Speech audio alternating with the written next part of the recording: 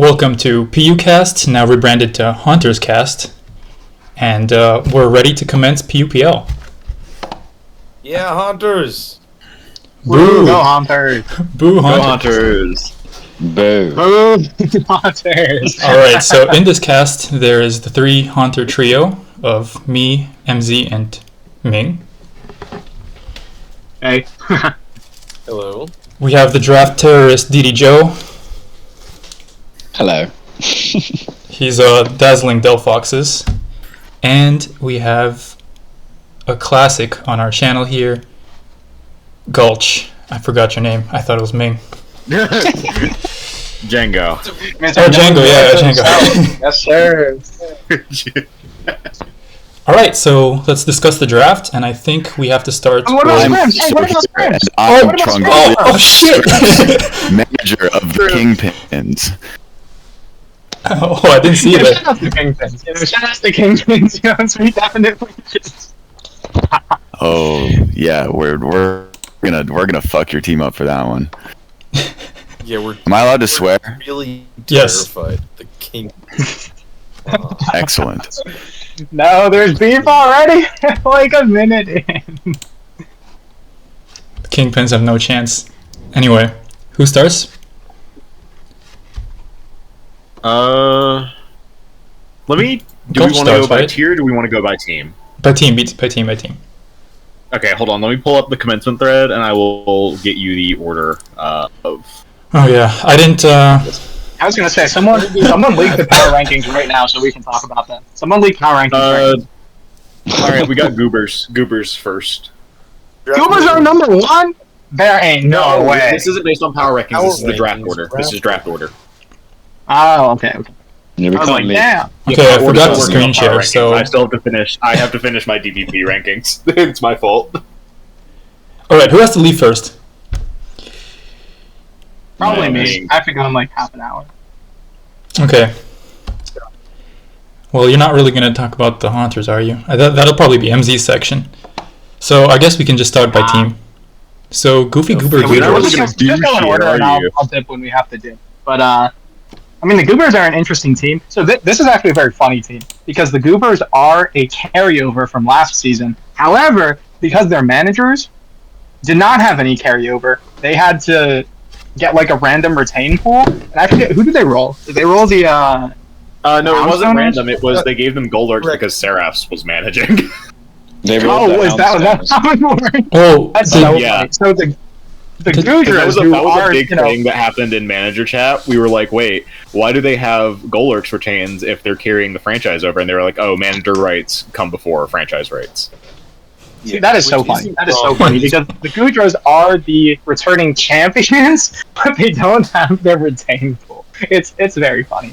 That being said, there are a couple people who are coming back. I think Ishtar was on that team before Bella. Was Parpar on that team? I want to say Parpar No, was. Parpar was on Lures last year. Parpar was on Lures. Was that the Lures? All right. Yeah. So I guess it is just Ishtar and Bella as far as the character, and Asa, I guess. But yeah, they're not playing. So okay. Team looks nice. They have LPZ. They have Orenberry plus the OBB. Both of them. first thing I Very good, noticed is LPZ, there's no probably. Asa self-buy. There's a Seraph self-buy instead. Yeah, right. I mean, I think Asa didn't have a great season last year, but still, I mean, that's the PU. I'd say She had Asa has more alright PU aura than season. Seraphs. Yeah. I mean, well, that being said, Sarah, I think he won his game this week. So. Oh yeah, He he did. did. You know, He did. respect on his name, but it is still weird to see Asa not in that line. Yeah, she's been taking her talents to NU Farm League. She's doing really well there as well. Yeah, every week I see her win. She's killing it. Look at that. So LPZ is Okay, like and the then also- obvious 30k went for self-buy black-white pool. I think that not retaining LPZ on their part would have been very silly. I talked to Boof before the auction. We were talking about, potential retains and stuff. And they said something that I am just going to quote because I firmly agree with it. If Seraphs does not retain LPZ, he is very, very stupid. Well, it was Asa that LPZ, did it, not Saras. especially in the context of the black-white pool this year, which, I mean, that's kind of LPZ's tier. I don't really I think this is actually a weaker black-white pool than we've seen before. A couple names missing. Yeah. And LPZ is still here. He was number He one is last year. I Mr. think. Mr. He deserves number one this BWPU year. right here. Yeah, I did Yeah, hear about I mean, the black-white pool being weaker.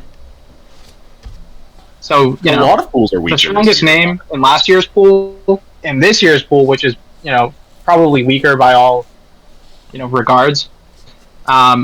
This seems like a very good retain from the Goodras. Plus, he can support other tiers too. It's not like he's black-white lock. So yeah, just valuable buy from him. Well, He's I a threat in think tie breaks. LPZ Just in is general. not as scary this year because he found a new love in the gym, and he's busy flexing and lifting. So he'll Well, be this may be true. he'll be the Well, this black-white may be peer true. goat, but I don't think he'll support that much in other tiers. This is his tier. By the way, Pokemon players probably- don't go outside. He'll be fine. LPZ probably does. make our cast worse, but Tooth or Taka best of 3 is happening right now as we're recording.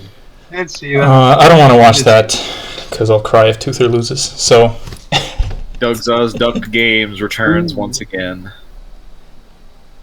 and then Other names on this Goodras lineup. I mean, Seraph is the self-buy. We already kind of talked about. I mean, what do you think about Seraph as a PU player, especially in the best of 3 slot of all slots? I think he's out of his depth, honestly. Not because Okay. he's not good, but because, and I think we see this in the BO3 pool every year. It's not a new thing really here. Just the fact that it ends up being very much an hourglass pool. Like there's a very clear top cut and then a very clear bottom cut. Of note, we are recording this in the middle of week 1. He did win against Sensei Aksu week 1. Or he didn't just win against Sensei Axie. He owned Sensei Axie. Yeah, He's he 2-0. because I'd say Ryan got the classic of loading dog ass game 1 into getting fished game 2, and it was just over. I think he's a perfectly fine best of 3 slot, if I'm being honest. If you look at everyone else in best of 3, I think he has the potential to play up to where everyone else is, and there's probably going to be at least one flop. Could be him, could be someone else. I think he's maybe a little bit more likely to lose ground compared to like a Lax or someone where I would expect them to be more solid, but like I don't really think they're far off anyone. The week 1 win is a very, very good start. The fact that they could just be a relatively cheap manager self-buy, like, all seems fine to me. I don't see any problems here. I like Seraph. I have to agree. He's I one of agree. those like Because it's try-hard like- Brazilian younger players. They usually do well. Yeah. He doesn't Well, have time a ton of the wins. name recognition that someone like Dugza or Larry Lax has, but his motivation, and he has a pretty good supporting cast of people behind him. So like even if he's not as familiar with like Sword Shield or like SM, I mean he's OBB giving him Sword Shield stuff. I actually don't know if BT Boy is a super reliable SM source for the Goodras. BT Boy just He did just beat Gondra. yeah. He did, but Gondra also brought Yeah. hard stall with a floatzel on it. So He- I Okay, I mean, like the skull. I think BT Boy misplayed and won because he crit with Stone Edge, though, which doesn't give me the Yeah. most confidence. But Asa is perfectly reasonable SM support, and who knows, maybe a turn even has old teams from then. Oh, Eternal. when it was like Speaking of Parent Gen, Eternal, I mean that would be funny. I mean, maybe even LPZ can scrape something up. He knows things about old gen low tiers. Yeah, like I said, the support isn't terrible. And Seraph himself, is playing a lot of these kind of subform tours. He has a lot of motivation, and has had, pretty good success in the past. I don't see a reason why he wouldn't have at least a little bit of upside in this slot. I'm not expecting like a 7-0 season or anything, but, he wins here and there. Nothing. I would not be surprised if we saw that. okay, I think we'll go by price tag, top down. So after the self buys, we have OBB, who is probably the best SS. I mean, I think Gum is probably a better clicker, but I mean, they're like neck and neck. They're neck and neck, honestly. It's up to. Well, they play week 1, so Yeah, we're gonna see can who's wait and best. see. His best starts to open the pool week 1. Let's go. OBB knows I I'm think rooting in a against him. pool- In a pool that is I will historically say as OBB. weak as SS, I think 23k for someone who, and this I cannot like understate how rare this is. Somebody who enjoys Yeah, this that's tier. crazy. And like they build it and play it at such a level. Like, I think that is a very worthwhile big buy for this team. Yeah, absolutely. Absolutely. Hiko- Especially since they are a very self-sufficient lot. Like, they build themselves, they test themselves. Yeah, OBB is You going don't to be really fine. need to rely on a ton of other people. Yeah. Yeah, he's going to farm this pool probably. So, goodbye. Hiko, I'm not... I mean, he did win the Love Tour, right? Yes. Yes. I did buy Hiko once in ZUPL, like mid-season, and then he went 3-0. So, I'm very biased to believe in him as a player. 16.5k is a lot, but I think he's definitely one of the better plug-and-play pilots. I mean, I They're think you're not really going to get him for good much lot. lower, considering that his debut in this tier was winning a live tour and beating Soulwind in finals. Yeah. Yeah, that's pretty They're impressive. really Big putting statement. a lot. It's pretty good. He's gonna be slot 1. They're gonna pay the most for him. Like, they're really putting him up there with and I mean, with the support, Asa not playing, Sufi's Etern if they're not dead. It's definitely a bit more of a gamble in that they have exactly one PU result, but I think it's a pretty reasonable one to be I think we can take this person and really get them to perform and head up our core. Yeah, I agree. I think if you've got great support, you just pick a great pilot and then profit. And there's Hiko's also definitely someone no who, shortage of people who can build for SV on this team. I mean, you've got Sen who can pull Team China stuff. You've got Asa, Etern, Ishtar who can absolutely cook something up. Bella will probably be in the lab working on things.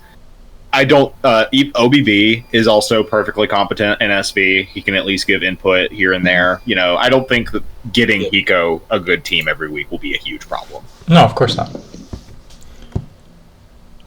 I don't think you really have to overcomplicate it either. This tier has Slowbro, Galar, Militic, Florg.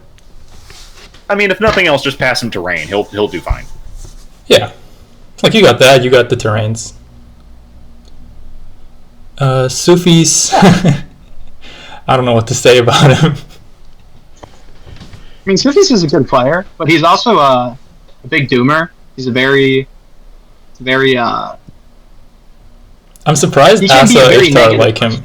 that much. I Yeah, thought they he can didn't be a like bit of him, a but they negative always buy Nancy. him. They bought him in NUPL too.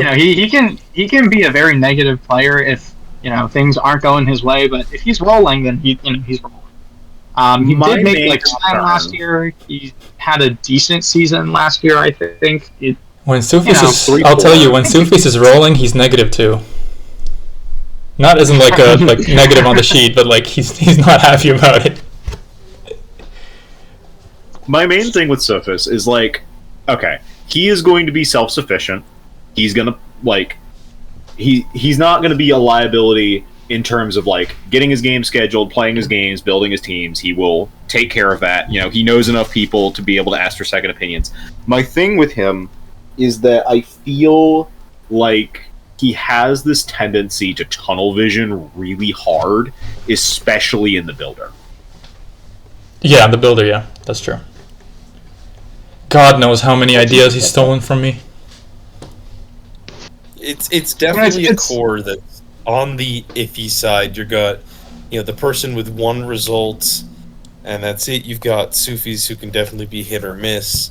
You've got a turn who's not necessarily active, but I think it's all in the Goobers' plan at least. I don't know how high I rate the SV core, but it does seem kind of intentional the way they've set this up and the way they've got people maybe tunnel vision, but do seem pretty actively thinking about this stuff. And also, if we do 6 monologues for every person, this is going to be another Yes. 3-hour cast. Yeah.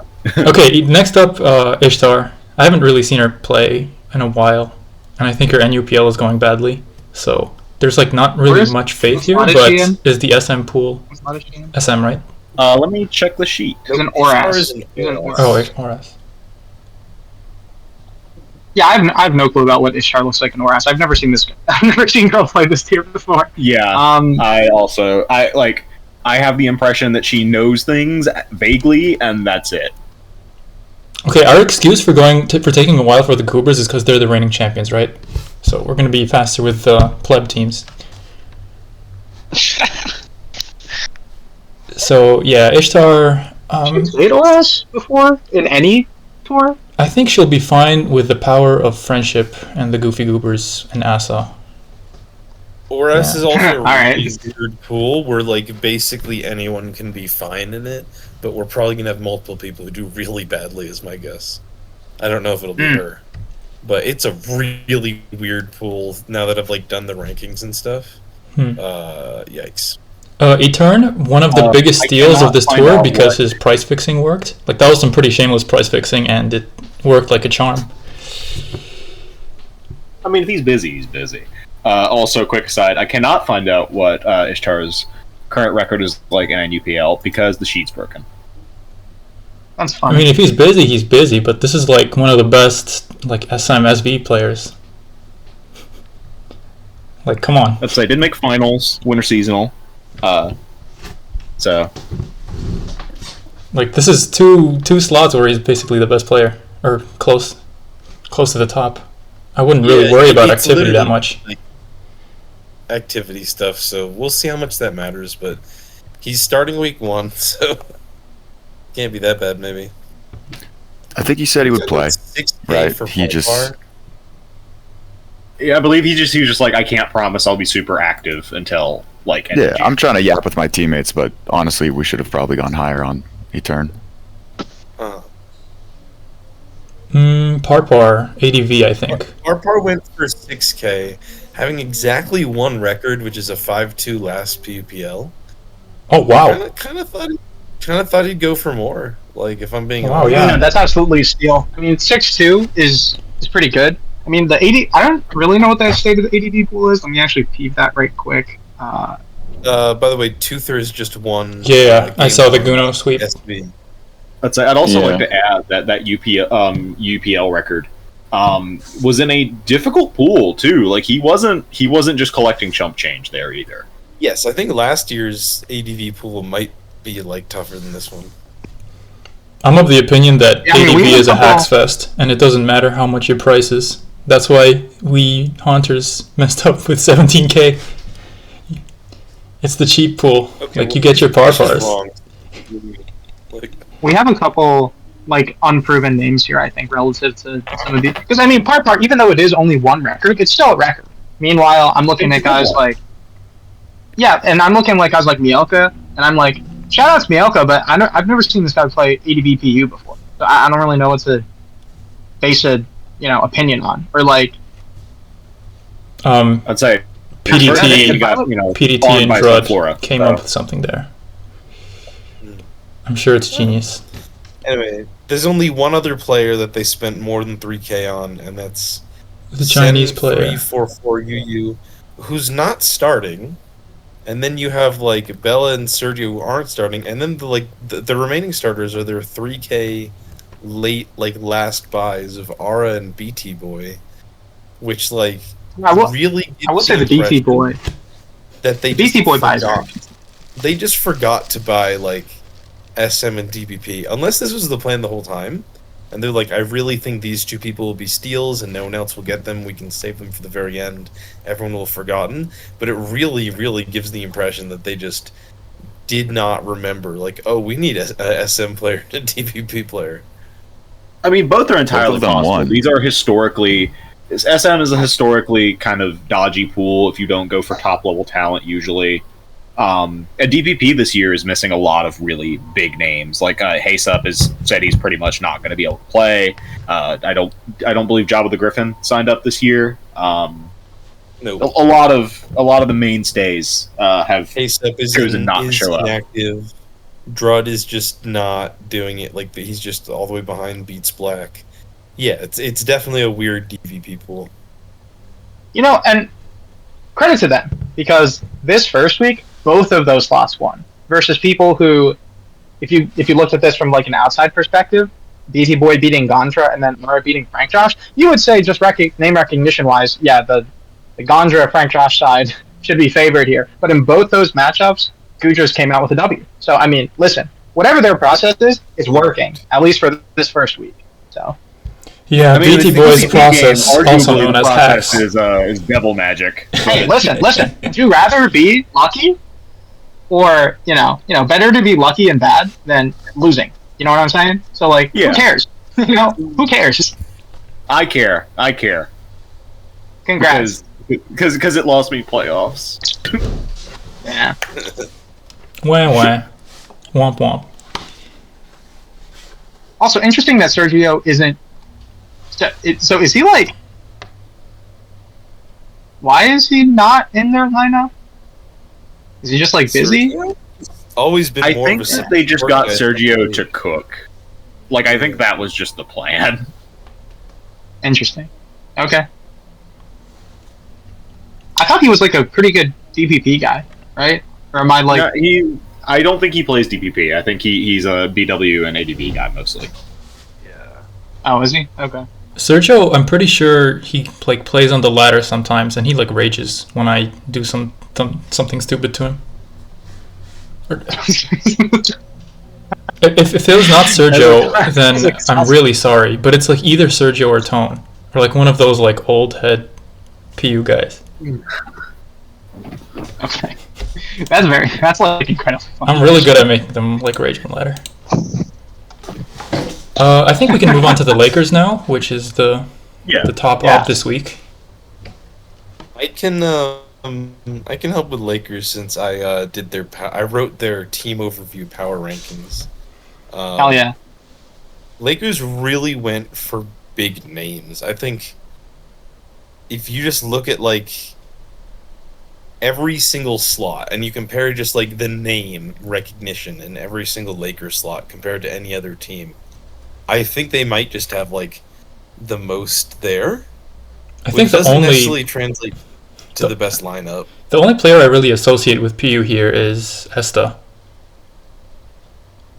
I mean, I feel like I kind of get what huge. MC's saying. Like, a lot of these are names. Yeah.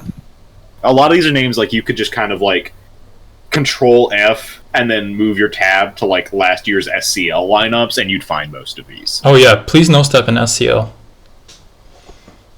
Please no. I get it. It's like you look at like an RUPL, you look at like an UPL. That's Circuit's playoff competitor. Please no step to you. Damn, true. crazy win by Toother. He won 14 No, it's turns. My God. If you like copy pasted this, put this in like an NUPL and this like an RUPL, I could see that. Yeah, this combination of players, with Esta being like the notable standout, who is like a pretty devoted PU main, but otherwise. Okay, Yeah, well, I don't know. I have no idea why you're saying that when like Lambo is there, and I definitely associate Lambo. Because he has the 0 next to his name. Also, you say that when we have the circuit champion right on top of the lineup too. Yeah, but good like point. if you think about It's Ziri, like necessarily Ziri isn't. Yeah, with all due respect to Ziri, in my mind, when I think about PU mainers, Ziri is not the first name that comes to. It's like when Star won RU Circuit last year. Yeah, It's like Ziri is like Star an everything is- player. yeah, Star When won I and think of Ziri main won the tier, I circuit. think of Getting scheduling. back to way too long waffling on the same thing. Yes, we get it. Big names, not necessarily PU names, but they really went for like the big name. Like their SV core, their lineup is guy who went 10-0 in OU and SCL, circuit champion, and Stories who had what, like undefeated last PUPL? I'll take credit for that. Undefeated Escape for 4-0 Stories last PUPL, and then was like really good. 5-1 in World Cup. Yeah, and none of them. I knew like, Fish was on going to their jump in own- there and be like, yeah, that Stories record, that's was all me. actually just me. All me. Okay, none of them on their own are bad players. It's just very like funny and interesting to see these guys together. I don't know how much like they're gonna support each other. I don't even know if they need to. Like with what they have, maybe these are 3 perfectly self-sufficient slots. Look, MZ, I'm gonna let you in on a little secret. Stories asked me for a team today. Ain't no way, bro. Ain't I'm no gonna be way. so honest with you, my biggest concern about this team isn't even anything to do with the actual gameplay aspect of things. My biggest worry is that I'm looking at this list and I'm like, this team court is gonna be dead as fuck, dude. Wait, Fish, did you say Story asked you for a team? May have. Do they know that we're playing this week? Wait, yeah, we're playing them this. Wait. Oh, we are? Yeah, you're literally Are you kidding me? There's no way, right? There's no way. That is That is crazy. There's no. Leaking Oh my classified God. intel. Dude, Wait, I hope Gulch, that's why not true. do you- Yo, send the Lakers, bro. Please, Gulch, please let that why be do a you lie. say that? Why do you say that the cord will be dead there, Gulch? I'm interested in that comment. Because like MZ said, it's just a bunch of big names. I don't think that there's really like a lot of chemistry going on here. I mean, you've got obviously like Lambo and Esteban are managing is going to be a thing. And I suppose like you might get some from Cal and Esta because they were together in UPL, or you might get a little here and there from like PU and. I was going to say PU and Larry. Larry's not talking at the team court. Neither is PU. But And I mean, from what we've seen so far this week too, it doesn't look like it looks like they're building for themselves, and we've seen some weird stuff. You have Watashi's hyper offense cook that just didn't work at all in Oras. Kind of like he made that. You have Ziri's team, which seemed like fine, but I'm not like crazy impressed by it, and it certainly ended up getting owned by Jolteon, which is a little bit rough. Like I don't know. They could come together if all the slots like do their own thing. on that Watashi front too, I will not name names, but I did get intel from someone that Lakers brought on some undrafted Oras talent to help with building, and Not surprising. Watashi just kind of denied help and then loaded Red flag. that. Red flag. That's a king move. No, Go Haunters. Legitimately, with the people that I can imagine being picked up, maybe there's someone. I know who it is. But boy, I can't imagine anyone's support being that different from like what Watashi could cook in theory. This team obviously didn't really end up working, but like it could have in this matchup. I don't think it was as much of a team thing, if we're being honest. I don't know. Like I'm not. I don't know if that's Who is Watashi? Watashi is a legend, bro. He's a Yeah, right- he's like Are you asking about the old name? I think it's FLC, alright. Yeah, sorry guys. Yeah. He used to be FLC. He's For my been a big foolishness. FPL player for forever. He played some stuff like He has like PUPLs from like 8 years ago or whatever. Number one on the NU sheet by like a huge margin, I think, too. Yeah, he's Okay, one of the best old gens players ever, or not old gens, low tiers. Anyway, yeah, that's Oras. The other big question mark slot is SFG and DPP. Just they've never started any PU anything ever. I'm like they know they do a lot of DPP stuff. I'm sure they have some experience, but I don't know. I think the steals I mean, here to be real, would I've either never be seen like SF Cow and Stories. I think them going for quite low is pretty good. I think Cow is. I thought people were higher on opponents Cow. for teams. My main worry with Cow is that he may be a bit demotivated after PUBD, where he had a really, really rough season. Yeah. Did they go 05? It was winless. It was bad. Oh, Yeah, he was that's price tough. fixing. He's gonna lock in now. We'll see. So that's I mean- that's most low tiers. We talked about Step a little bit earlier. Is just like has one good record, and hopefully they can keep it up. But Step- It is We'll notable see. that this year has a really weak ADV pool as well. So Yeah. They might stomp, genuinely. I would say, yeah, it could be a stomp just based on that. Like, a lot of people here just not knowing what they're doing. Well, Step wants to really Step is establish also not himself as, locked in. like, big ADV name that can be consistently like top of the pool in all the PU team tours. This is the time to do it, to just like run the pool right now with who's in it. You know? Yeah. And then lastly in the lineup we have their bigger names in Lambo and Esterosa and Larry, who had to sub out this week because they had no overlap with Dugza, but all three of them, I think, are probably expected to be pretty strong in their respective slots. So we'll see how those three do. Larry's a really good budget best of 3. Yeah, I agree. When I say Yeah, budget, already- he's still 13, but like Already Budget. 0-1. Best of 3, that is budget. That's a small price to play for someone who went like. Was he undefeated last did year? really I think well. it was 7-1 or something like that.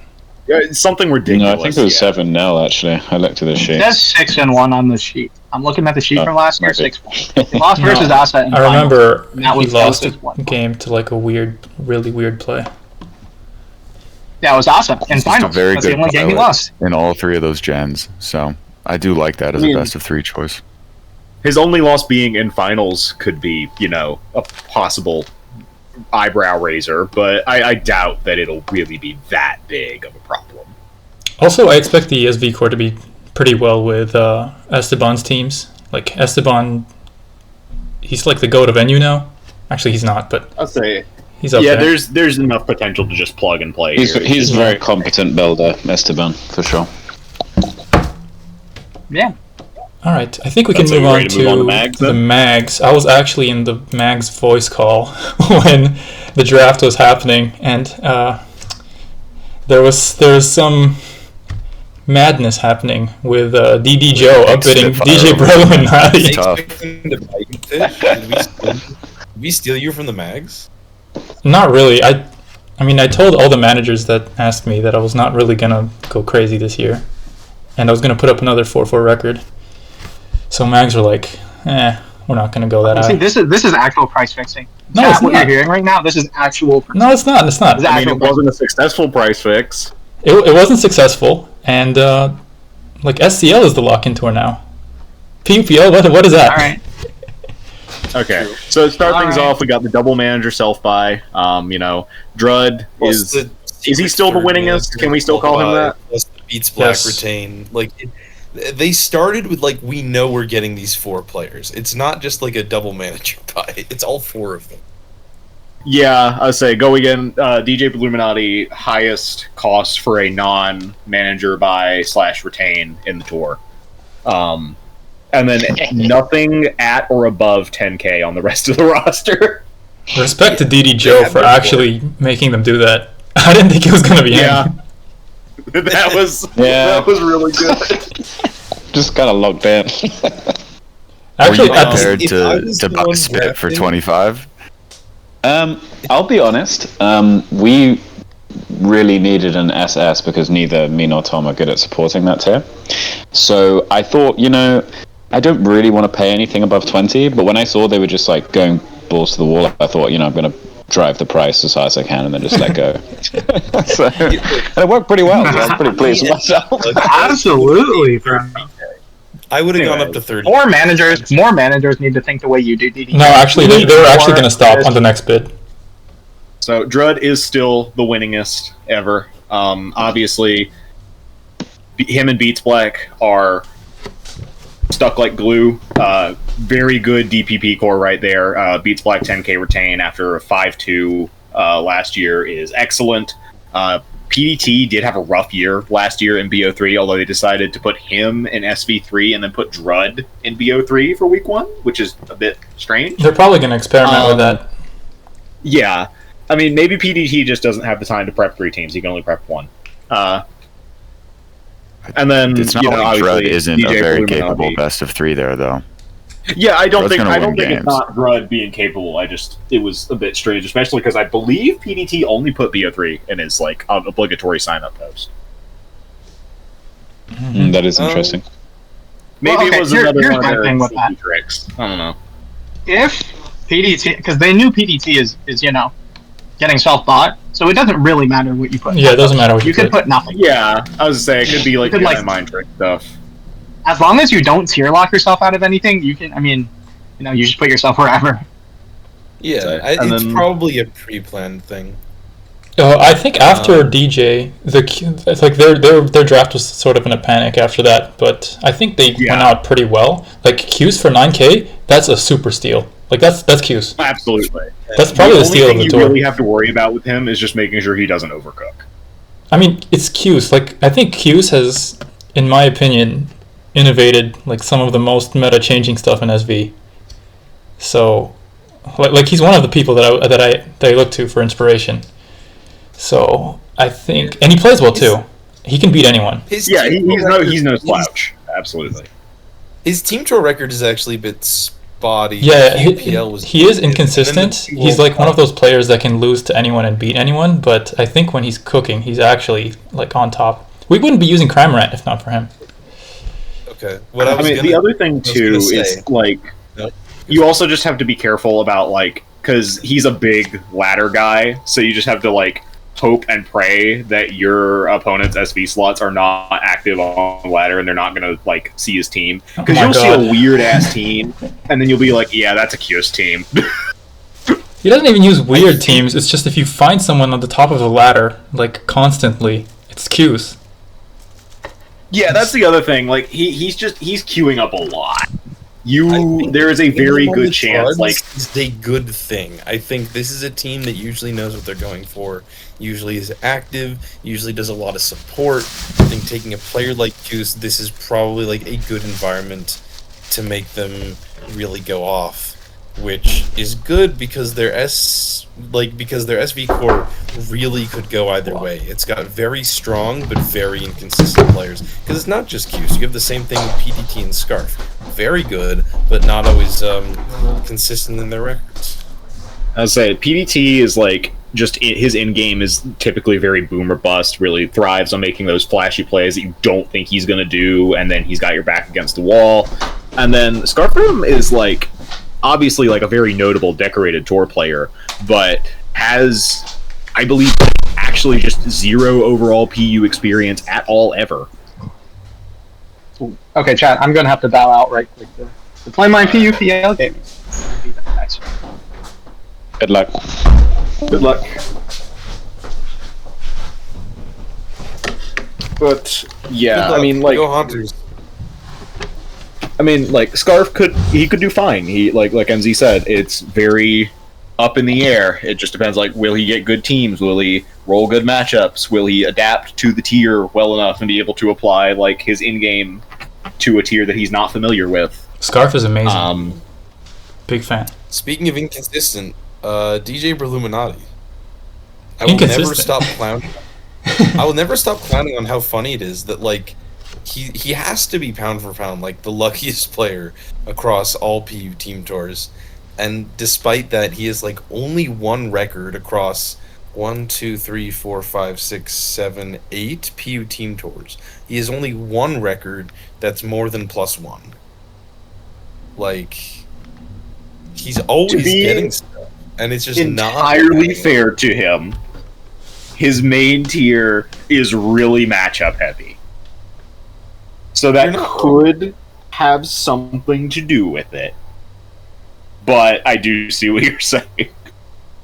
When I was being ghosted against Ming in a test game, and he let go, and that always happens with like every time I watch a DJ game, I feel like he's getting lucky or someone's throwing at him or whatever, and then I look at the records at the end, like, wait, he didn't actually do that well. I don't know how it keeps happening.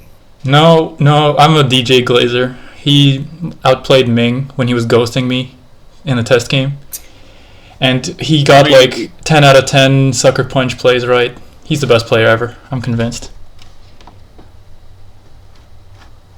Did you guys talk about like Flampoke?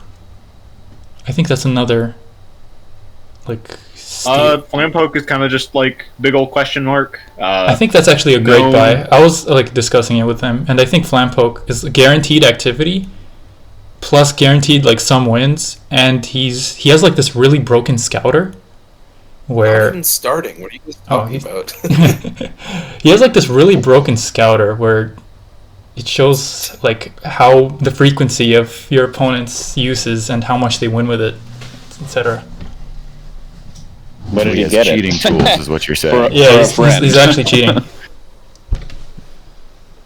Did he make it himself or I what? think he made it himself. I think he made it himself. Yeah. Still not starting. I don't like. Maybe he'll do something, but He's making he his can shit from also, the I bench, think right? the big thing about Flampoke that is a worry is that he can be, for a lot of people, a very polarizing presence. I used to think he was like an annoying rage baiter, but then I started finding it funny. I used to think he was annoying rage baiter, and now I still do. Don't mince your words. Don't mince your words. No, he knows. He knows. I mean, yeah, he knows some people don't like him. I don't think he gives a fuck, but like, which is the correct attitude to have about it, really. But it could potentially, cause a little friction on the inside. We got Actually, I'll say this: when Mags won PUPL, they had like Hera, who was, and some other like instigators, and their entire team hated each other. And I think that's what that hatred was what made them win. what you think it's like a whiplash situation? Yeah, I think that's what they're trying to cook here. Oh god. We got in Oras, we got super old man gaslighting each other. killing time. why are we? Wait, we just skipped Yeah. PTF. Oh, we did. Oops. Oops. PTF will be fine, probably. I mean, he's done okay. I've teamed with him and it's gone well. I've played against him. It's been fun. Like he does okay sometimes. I don't know. Yeah, I think he was like a His core biggest Haunter member problem last is year. just going to be scheduling, honestly, just with that terrible time zone.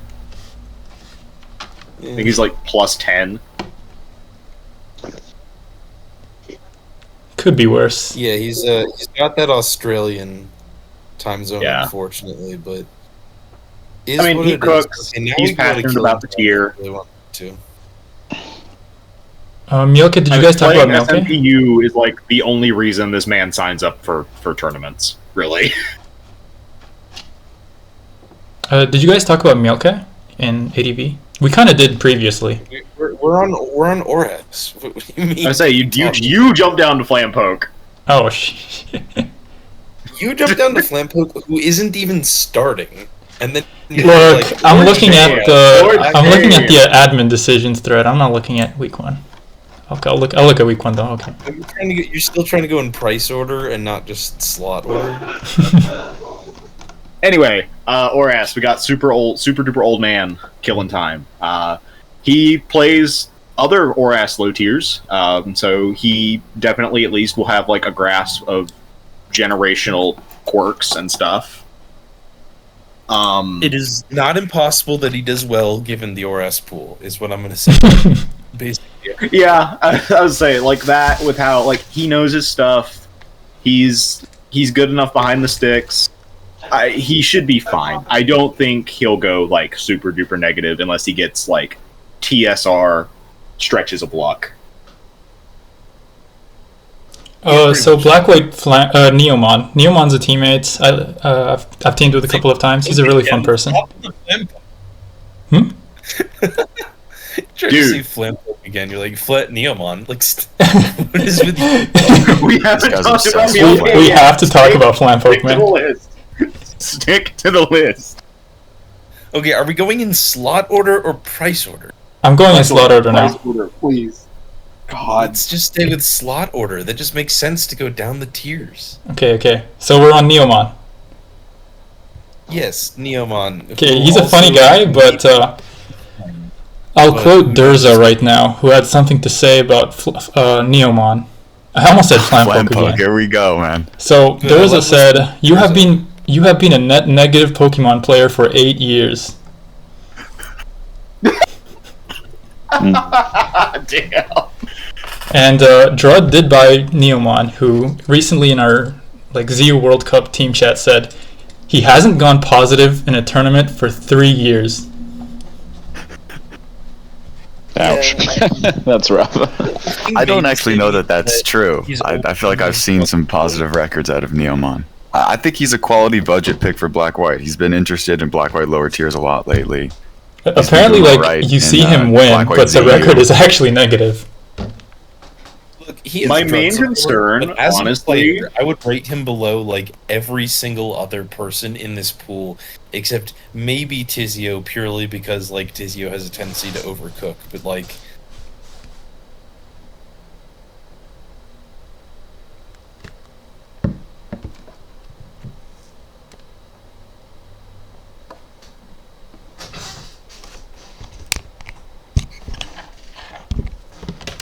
I don't know. Yeah, That's the other Drud thing, 'cause I and think, like, Beats will both not be building only are a lot Black-White of little top bit. end players in this pool just good, a lot of them are also really going to be invested in cooking. Like, you know, LPZ is going to be making a team and getting it ready every single week. TAC is going to be making a team and getting it ready every single week.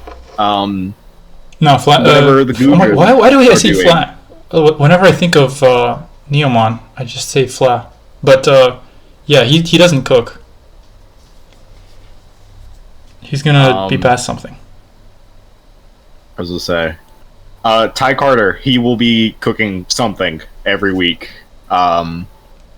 Excel is going to be cooking every week. Like, they're really going to have to pull something together if they want to consistently be putting out high quality teams to give Neo. Yeah, it seems questionable. I think they're gonna have teams. Like, yes, Swan is no longer in the meta, but to be honest, the teams haven't changed all that much. Just some of the trends. Like, I think Drud's gonna have a repository of teams to fall back on. They have other capable players who can build something. And I don't know. I get the impression that Neomon is going to try to build his own stuff. I think he's trying to have fun with Pokemon. I'll say, if there's No, anything I know no, about no, no. Neomon, from like the few times I've teamed with him, there is a good chance he tries to cowboy this and just figure it out. I guarantee he is not building anything. Well, this is a difficult bet on discussion now. I don't think so. Okay, but I okay. do. All disclaimer: I don't think oh my fucking god! I don't think Neomon is as bad as like I made him sound. I think he's a solid pilot. He just won't build. So anyway, on to Flimp. I mean Mielke. No, I only make that mistake with Neomon because something about his Lightning McQueen avatar makes me think of goofy ass Flampoke. 7K. They spent 7K on an ADV player I've never heard of, who didn't look that good in their Week 1 debut versus Slade, of all players, which is not giving me a ton of confidence. Mielke is like, they are an ADV head, but like mostly like ADV OU stuff. So this is just like hoping that they can climb down the ladder, really. I assumed it was something like that, but boy, that start didn't look that good. Yeah, getting your pockets run by Sunflora Week 1 is not great. No, it isn't. I always think it's risky that just assuming players can hop down the tiers because there's so many nuances and quirks, isn't there? Absolutely, I do. Especially for ADVPU. I said this last year too. I am very much not a believer in drafting clickers for this tier because there is so much like knowledge small check, nuance in interactions in this tier that you really do have to pick up on to be successful. Yeah, like Will-O-Wisp not activating Flash Fire. Yeah. There's just like, I mean, yeah, tons of weird ADV stuff too. Like, it's a lot to handle cool for a tip. first timer. Oh, agreed. After trying in PUBD, my brain was kind of blown wide open with the amount to learn in that tier. I thought Anyway, ADVPU was skillless. We have already Okay. talked about Drud as a best of 3-er. Their bench still has Andy Boy and AJ, as well as Flampoke, obviously, which is like probably a little bit noteworthy. And that if anything goes wrong, at least Andy Boy. I forget if I know who AJ is. I might not. But That's Drew. just Drew. right. Yeah, those are two players that I really like as just support options if anything happens to this lineup. I have a lot of faith in both those. players. I would say Andy Boy is just like, he's a solid clicker that signs up for stuff. There's not really too much to worry about if you have to slot him. He was bought for SCL. Oh, so yeah, he was in SCL. He just kind of shows up in tournaments. Doesn't he have like ribbons and stuff too? I don't know. Andy, he won. Did he win the OMs circuit? I think he might. I would say he's like an OMs player, isn't he? That's where he's like Stresh, where he came from OMs and then he started. Yeah, he won. He has an OM. He came from OMs and then he started doing really well in like big OU tours and like low tiers and stuff. So he's just like a few steps behind in the metamorphosis.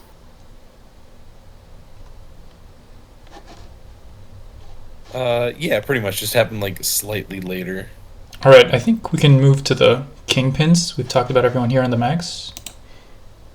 Did we want to talk about Flampoke one more time, Fish? Oh, yeah, Flampoke. Better than Metallica. Actually, shit. Okay, well, it's on video now. It's been said. Yeah, I could run through my team, kind of give you guys, I guess, the process that Chung and I went through for it. Yeah, let me run through the slots, and then I'll say we just have an open discussion around it. I was excited with our draft. I don't know, when we went in, I feel like Chung and I both could have been self-buys, but the prices were just, they felt a little bit too steep. Would have been close to 30K for the two of us. I feel like that also limits your bandwidth to actually support the slots. We felt pretty good about, like, I can hold down DPP, Black-White, or support pretty well. Chungler is really capable in ADV, really solid SV, kind of handle SM and SS by committee. So we had kind of like an ideal roster put together. Goal was strong players with good vibes, some good time zone overlap to make sure no one's on an island, but then we kind of baked in some backup plans just because the draft never goes as you plan. Like, the Mags definitely didn't want to spend 26 on Spitfire. But Metallica was, I mean, that was our SV1 from the get-go. I think the dude is just a killer who wins games. Big tiebreak threat. Big Tony, kind of the crown jewel of the vibes, in my opinion. He's a good friend of mine. I think he's an avid builder with a lot of fresh choices, and I just kind of like his take on the meta. I think he's really involved in PU. We ended up paying less for him than we budgeted, so he might be the future of the Kingpins franchise there. Lore, I think, brings a lot of good energy in his play, energy in his builds, energy in his memes, energy kind of in everything. We've got the Lore's core going on with him and ZS. We have the Canada core going on with him and Big Tony. Suzuya and SS, they used to be Inder. I think that slot is kind of like experience for a bargain, just because they had a really poor best of 3 showing last year. But I do think that kind of undercut what was a pretty solid record in the SS games. Chungler vouched pretty hard for him, and I trust Chungler, I trust Suzuya in the slot. So we're going to see what happens there, but I'm excited to see them, succeed. Rob Jr. for 12.5K felt like robbery Jr., so we're going to go ahead and take that right to the bank. Lighthouses and Oris, I think they're a quality player overall. They have like genuinely years of Oris reps. Another Chungler vouch, but I'm like familiar with some of their some of their records in general. Seems to be good activity. I like that pick. Avarice in Black-White, I think, was kind of our Black-White plan sort of fell apart in the draft. So grabbing Avarice for 7K, I thought that was a huge steal. I know there's been like a little bit of like scheduling tour drama around them, but it really hasn't soured my opinion. I think it's a big underpay for a lot of flexibility. They're a great pilot for me to build in Black-White. And after teaming with them a couple of times, I trust them. So I think they had a really good showing week 1 here into the Tizio crack teams. Django and DPP. I think active dude, stellar vibes. Just a good outing in PU for DPP PL. We ended up paying 10.5. In hindsight, we could have retained him for 10. I just didn't think that he would end up going over 10. But we were glad we scored him. I think Plague is another person who had a poor record last year, but really does not reflect his skill in that in ADV lower tiers, much less ADV PU. I think he had a pretty good record in PUBD as well, but that sheet is broken, so I can't really check it. I think Chungler support's only going to make that man scarier. I think we ended up paying less for him than we had budgeted. And then ZS in best of 3 is just experience, self-sufficiency. Also part of the lore's core there. Good tie-break threat. I think SM and SS is probably the weakest slots for Jungler and I to support. So we wanted to make sure that we got someone really solid in best of 3.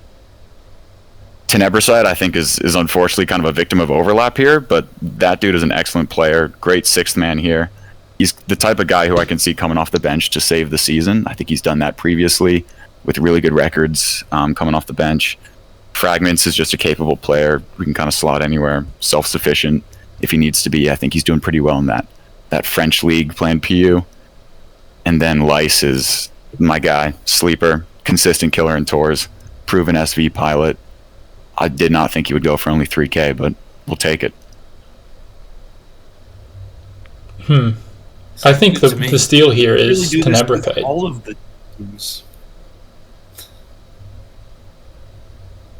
Two things I do want to say right off the bat. One, not really like a criticism or concern, just something I find funny. Like you mentioned, we don't want to make sure like there's times and overlaps, nobody's on an island, and then your number one budget star player is Chinese. With no secondary Chinese player. Usually when Metallica... Yeah, with no Team China buff. But Big Tony Cheeks speaks Chinese. You guys are forgetting that. Does he actually? I have no idea, but he's gonna fucking learn. Oh shit. But also, I do agree. Rob for 12.5 is a massive steal. When I believe 5-2 last PUPL, something really ridiculous like that. Mm-hmm. I think it draft's great. I think it looks really strong. Just you guys are feel free to be mean about it too. Okay, I'm gonna start hating on this. Okay. You can bash it as much as you want. Okay, but so I am very recently, RUPL Okay. ended, and my teammates. I actually had 3 teammates here for SV: Metallica, ZS, and Plague. We're all on my team. We were all SV 1 through 4. Metallica went negative. In every test game, I was like beating him so badly that he's like started feeling bad. So actually, not as high. I'm really high on him as like a tester, but as like a skill ceiling player, I'm actually not sure. I think he kind of there's like a post in the RUPL finals thread by Master Chief where he says something about Metallica being like always going for luck and getting it, and then dropping a my B after anyway. Which, if you ever play with Metallica, you'll find is like really true. Anyway, I love the guy, but I don't think he's worth that much. Even if he did win PVD. Hax posted in Predicts, holding for Suzuka, saying that Metallica needs to stop trying to win in the builder all the time. Yeah. And as much as I love the guy, I think he's good. I think he's definitely like one of the better SV players available right now. I do somewhat agree with that. He is definitely like, after teaming with him in PUBD and seeing some of the stuff he was cooking there, I don't know how much crazier he can reasonably get. I think Metallica is an angel, and he's going to help the team so much, but I don't think he's... When the chips are down, I don't think he's like that guy. Well, I'm going to tell him you said that, and he's going to dominate this season. Yeah, sure. We already played he was one together. of the guys that we were excited of. Like, you need an SV1. I think you need a solid SV guy to throw into tie breaks. Okay, next person I teamed with in RUPL was ZS, and ZS went 0-4 in RUPL. So, yeah, that makes me pretty sad. Does he play RU a lot? I mean, ZS plays everything. ZS plays everything in SV. It's just like the one unfortunate turn. I think ZS is extremely good, like extremely good. Just the one unfortunate tournament he had was when he teamed with me. So. I mean, he also, I forget. Are you the problem? I'm not the problem, man. I'm joking. He also played SS in PUBD last year and then go like 0-5. He's had some rough outings, but he's also had some really solid records. And again, I think it's just experience and self-sufficiency. We felt pretty confident in grabbing him for best of 3. Plague do was my agree, last like, teammate. with He did your- well in RUPL. He just choked in finals. I do Yeah, agree Plague with did you super on well in yes, PUBD. like, the good coverage for SM and SS thing. I think my main like concern, I suppose, is just that like when he hits a bad patch, he kind of just nosedives. Possibly. I don't know. I think Plague is a good buy, regardless. If he's in the lower, like the old gens, right? Yeah, ADV. Plague's Bad playing fear. ADV. Yeah, that's good. I guess it'd be Yeah, he good. did I so teamed well with in Plague PUBD. recently. I really appreciated the activity. I think he's highly involved in his prep. Makes good clicks. Yeah, I think this team is fine. I just think the heavy buys. Actually, I'm still high on ZS. Like the Rob Jr. buy is a steal. We're a little Metallica, bit top I heavy, love and you. I do. But I yeah, recognize that there's like That's too high much. risk, high reward potentially with some of these slots. But I think that everyone's like all the personalities seem to mesh pretty well. yeah. The court has been very active, which I've been pleased with. I think we're in a pretty good spot. But yeah, we're week one. We'll figure it out as we go. I think we do have some nice flexibility coming off the bench if things do start to go south, really in any slot. But of course, I'm biased. It's my team. I'll say you I also think have if this 10% team does to not go. do well, it's gonna be a slow decline where you have good players who aren't putting up terrible records, but the wins just aren't like overlapping on the right week. Because I'm seeing a lot of people here that I like, but what I'm not seeing here is a lot of people that I'm convinced are gonna be like 7-0, 6-1, consistent wins to keep that team forward. I think it's very well balanced without the necessarily full star power, aside from Metallica, who I don't know if I believe is gonna do it like that. So Yeah, it sounds like there's some question marks around him being the star power, but I'm confident yeah, in it. and you do have teams that like win because they get all the right wins at all the right times, and nobody's like a crazy record, but they keep winning every week, like 6-4. It can totally work. That's where I think if this team doesn't work, it's not going to be a full flop. It's just going to be like doesn't quite get there. Okay, I'm gonna Maybe. say one more It's hatred our thing, job to even fix though that, yeah. it's against my friend. I think Suzuka is better than Metallica right now, and I'm predicting Suzuka to win. I'm inclined to agree.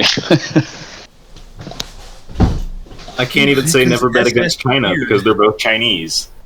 Actually, no, I did beat Suzuka recently. Okay, I don't know.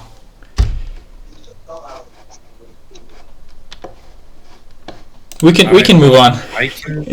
I can do the pranksters. Honestly, just one person going through the first place and like way better and more efficient. So Yeah. if you guys want, I can do that for pranksters instead. Not that I'm on the pranksters, but Could I we can, talk about the Snatchers real quick? Because I do have to leave soon. Okay, go. yes, we can. Yeah. Okay, so this is really just a tale of a lot of failed up bids. We start with the Amphitheater buy, attack retain because BW is historically a rough pool. Sugar Evans, SM again historically kind of a rough pool. Also, one of the best records in PUPL last year. Just one ladder tour. This is like the biggie bag of retains. We're getting unprecedented value for a very, very paltry 10K, right? Yeah, 100%. We fought very hard for Metallica and eventually just had to bow out because we were like, 25 after, already being down on some money is not the greatest look for us. And then somehow we were immediately rewarded by getting Sinnoh for sub 20. Again, happened with Floss for 14, which I think for his prowess as a player is perfectly fine. Got SS. We kind of just have like a variety pick of a couple of decent players who can pilot the tier at a fine level. We've got plenty of teams to provide. Floss can help build there to some extent. We got Strap, Enterocephalo, Batty can step up if we need to. He's doing great in a lot of tours right now, so I have no doubts about his skill. Oras, we've got Ruffles, who has kind of just been snaking his way down Oras lower tiers after his big SPL debut. Hopefully things are fine. We're going to have to get him on that curve for a couple of weeks to learn the metagame, but I think with this Oras pool especially, he should be able to get to grips with it pretty easy. DPP, we have Laurel, who is big DPP OU main. Again, not someone I am worried about playing skill-wise, just someone that we have to really get up to speed in the metagame understanding department. Which, again, I've got, enough to support. We've got Slade, who knows his way around DPP fairly well. We can work on it. And then Slade himself is heading up ADV with mine and tax support, and then, he's got his own decent bit of knowledge about the tier. I have no concerns, really, about it. Just that, Slade does have a small tendency to kind of unreasonably complicate endgames, but I don't think that it's going to be that big of a problem if we keep playing like we did week 1. Sub roster, we got, best 3, obviously. We got Lax. Again, I feel like I'm, kind of like a broken record on this. It's just a lot of players here that I think we have to acclimate to the tier. In terms of actual button clicking, they will be A-okay. And then, Batty, Michu, I don't even know how you pronounce that. It comes... It's pretty good. But Entrocephalo. We've got plenty of subs who are ready and willing to jump in at a moment's notice. Again, we can kind of slot a lot of these folks anywhere and probably get decent results out of them. The team chemistry is great. We did notice recently that I think 5 of these players were all on the same team in PUBD last year, so they've got plenty of chemistry already. You've obviously got some returners from last year's Snatchers with Sinnoh and Tack and Sugar and Antha and I. And I think, all in all, we're poised to do very well this season. Yeah, I don't get how Sinnoh pulled off 8 wins in SPL, including a finals tiebreak game 3 win, and his price went down. I guess it's I don't know. Because I feel he like can be after unreliable last to SCL, managers. But he was unreliable, apparently, last year as well. And No, now- he last absolutely SPL was. He's a high risk, high reward kind of guy, but I would say it I kind of mean, just depends if on you've if had you him get- previously and there's some level of trust and familiarity there, it's much easier to Yeah, spend that it's- money. I mean, it's just it depends on. Stop. What? You're missing the plot. In SPL, we know he's going to try his ass off. Cable. In PU Tours, you don't know what Sinnoh you're going to get. Are you going to get Sinnoh where he went 3? Are you going to get 2024 Sinnoh where he went 4-4, and against me he brought what was it? Dust Noir, Claude, or Trick Room. It's a very different thing to buy him in SPL and to buy him in a PU Yeah. team tour. He'd be best in the pool if he puts in that same effort, but who the hell knows? No. in the current ZU tour, Sinnoh is 0-3. Exactly. Sometimes he just won't. So he went out in round 2 of PU Open because he just didn't try. Yeah. No, he got If he If he tries, outskilled. he's going to be a problem. I went out in round 1. It'd be like that, but you. have Sinnoh's going to no be a idea problem what if he you're getting. tries. The fact that he did that in SPL does not guarantee anything. Yeah, I think this is just it's the gamble of does he give a fuck or not, and I think that there are some players where even if he's not really giving it 100%, he will definitely just outskill them. Because also, some people are still on the high from that 11-0 SCL or 11-1 SCL season, and kind of still think he's PU Jesus. But and it's the Franco effect, right? They lose 50 points of IQ because they just don't. They're scared, and then they make a mistake, and then the opening gets capitalized on, and then it's over. I am back. Hello, hello. Whoa. Hello. Yeah, I like the Condolences. Sinnoh buy for sub 20 though. If you have faith that he's gonna put in some effort here, he's a problem in that pool. Well, from the looks of it, all of Team US Midwest is not putting in effort besides Boof in World Cup right now. Might be a problem. Yeah. Any other questions, comments, concerns? You had a lot of players here that I also had in my original draft plan. Slade is my guy. Would have loved to grab him, but that was a failed bid from us. It didn't go through in time. Ruffles, I was playing some Auras with him before the tour. I think if he's motivated to learn it, he can easily pick it up. I've teamed with him for some other lower tiers, and he delivers. You upbid us on Batty to 10k and then put him on the bench, which hurts my heart a little bit. I love Batty Gaming. That hurt my heart too. That's my goat right there. He's a great player. We really didn't have a place to put him, honestly. Which is fair. I mean, we have the same thing with Tenebrosite currently, but Is Batty's Taka just a black great and low white flex flashes? player. Batty Gaming's the GOAT. Oh, Yeah, Tack is black-white. but I have my very question to little Gulch worry. is who is building the SV teams? Because it seems like it's going to be Gulch, because I don't see other support, really. Yeah, it's mostly like me and then Sugar Ovens helping out. Oh, where yeah, he Sugar can. Ovens. True. Yeah, he can do that. Lax said that he would be, doing what he can to learn to help cook his own SV. Floss is trying to get back to grips with the meta. Obviously, Sinnoh will be doing his own thing. Yeah. But there's no real guarantee that he's going to be providing anything for other slots. So, All right, I think we can move on to the Pranksters. We'll save the best for last. Yeah, I don't mind running it. I don't mind running through the Pranksters because I also wrote their power rankings. All right, cool. So, Pranksters. Are we skipping in the my Delphoxes? opinion- Oh, What? where did that? Yeah, because I thought they were after the Kingpins. Okay, we'll do Pranksters, Yeah, they're Delphoxes, and then we'll give MZ a rest, and then he can do Haunters. Yeah, sounds good. So, in my opinion, if we're leaving Haunters out of it because I'm biased, because I'm on the Haunters, I help with the draft, I like the Haunters, forget them, I think Pranksters have the strongest draft.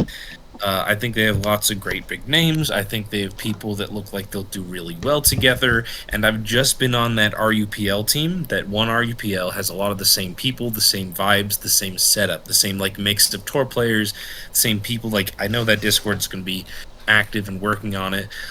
I think this team looks great. That's my opening salvo. SV Core, you got Boof. Just owned PUPL World Cup, arguably one of the top players right now. If he can keep it up, that's awesome. If anything, they're 2 question mark slots. If they have question mark slots aside from ADV, it's the other 2 SV are just kind of funny.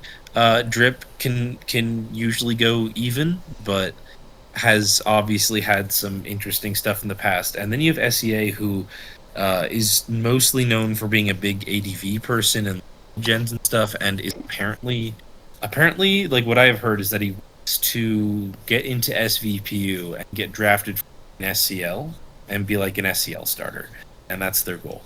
So they're taking a gamble on this person who doesn't really or hasn't really played current gens, and that's pretty different. But in other gens, they're a very effective player, and they certainly have the support to really make a brand new random SV player pop. I mean, between Boof and Gammon, all these people that can help out with SV, I think it checks out. I think it makes sense. Then you have Gum, top 2 SS player. With OBB, perfectly solid and capable, good support. You have Gondra, who is basically always a good pilot and hard to go wrong as long as they have recent SM support to help them cook. In past PU team tours, they've never actually done that much. It's always been +1 or -1 for the most part, but hard not to have faith in them, and I know they'll get along with this team. Then you have Oras, once again, this place where anyone can do well or poorly, so we'll see what Eternal Spirit can do. We haven't touched anything PU related for a very long time, but doesn't seem like the most unreasonable player to put there. You have Excel, which is another person who hasn't touched potentially at all, getting thrown in to try black and white. They're pretty motivated and willing to work on it. You've got Frank Josh, who should be a pretty solid, self-sufficient DPP starter. Hopefully he does well, given the fact that DP Pool was a little bit weirder. Didn't win week 1 versus Ara, which kind of hoped they would, but we'll see. We'll see what they're capable of. I mean, they've had some good tours before. They've had some more mediocre tours before. So we'll see. Actually, they all seem like mostly just even-ish. Violet River, brand new to ADV, but has kind of been doing well in other tours recently and has SEA. So, especially with the weaker ADV pool, I definitely see potential there. And then Sensei Axio should be a good best of 3. Like they have the most individual. They're the only 2-time PU circuit winner. They've got like the knowledge. They've done well in other tours recently. It's hard to see them doing that badly. Like they're definitely one of the people. Even like Doug's and I. They should be good in this. They haven't had a truly standout record since their 7-0 back in 2020, but I'm like, these are all slots I really rate. The thing is, like, I'm very high on them, but if you objectively look at recent records, aside from Booth, it's not actually that crazy. It's a lot of people that just tend to go even and stuff, and I just think, like, I see this team coming together and doing well. I see Eternal Spirit and Excel and SEA, like, figuring out tiers that they aren't really super into and doing well, but it's super double-edged. And unlike where I was like, oh, if Snatchers do well, they'll just like slowly fade out and not get all the wins. If Snatchers do poorly, rather, if the Pranksters do poorly, they crash. And like, if they do not get people to figure out the slots like the most experienced in. Because I mean, between Violet, Excel, Eternal Spirit, Gondra, and SEA, that's a lot of people who are super into these tiers. So there's definitely crash and burn potential here, and I rate it highly, but I wouldn't be surprised if crazy it's not that good left. I like this team. I mean, it's like we've seen very similar teams succeed before and win before. Team. Yeah, it's a Hex team. Yeah.